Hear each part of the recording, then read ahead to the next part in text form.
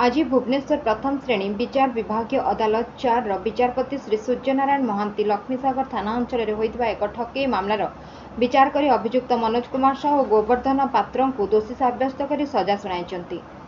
घटनार अनुराळे गत 29/12/2022 तारीख घटनार अनुराळे गत 29/12/2022 तारीख में अभियोगकारी श्री पृथ्वीराज साहू पत्नी जाजपुर जिला अंतर्गत जारका SBI ATM को टंका उठाण जाइथिले।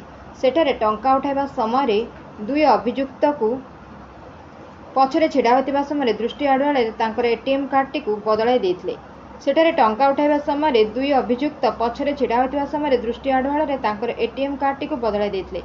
परे 30/12/2022 1/1/2023 2/1/2023 तारीख में बिना कौनसी सूचना थाई नरोत्तम दास का अकाउंट को 1,20,000 टंका पठाई नहीं गंजाम जिला अंतर्गत शेरगढ़ थानार IIC निकटू 5/1/2022 तारीख सन्ध्यार अभियोगकारी फोन माध्यम जानवाक पाइथिले। यही सूचना पाइबा पर अभियोगकारी तुरंत बैंक जाई निजर अकाउंट चेक कर जानवाक पाइथिले जे तांकर ATM कार्डटी बदल हो जाइथिबा बेले कौनसी दुर्बृत्त याकू व्यवहार कर समुदाय 11,24,853 टंका उठाई नहीं। एने अभियोगकारी लक्ष्मीसागर थाना लिखित अभियोग करते। अभियोगकारी एतला आधार लक्ष्मीसागर थाना केस नंबर 9/2023 एने अभियोगकारी लक्ष्मीसागर थाना लिखित अभियोग करते। अभियोगकारी एतला आधार लक्ष्मीसागर थाना केस नंबर 9/2023 भारतीय पिंगल कोड दफा 420/406/34 एक मामला रुजु करा जाई थानार तत्कालीन SI श्री शशिकांत राउत को यार तदंत भार दि जाइतला।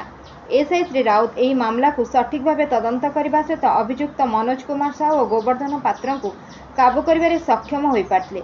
यही मामलार विचार कर मान्यवर अदालत विभिन्न साक्षी और प्रयुज्य दस्तावेज गुड़ी को आधार कर आज अभियुक्त मनोज कुमार साहू और गोवर्धन पात्र को दफा 420 2 वर्षर सश्रम कारादंडादेश सह 1,000 टंकार जोरिमाना आदाय कर।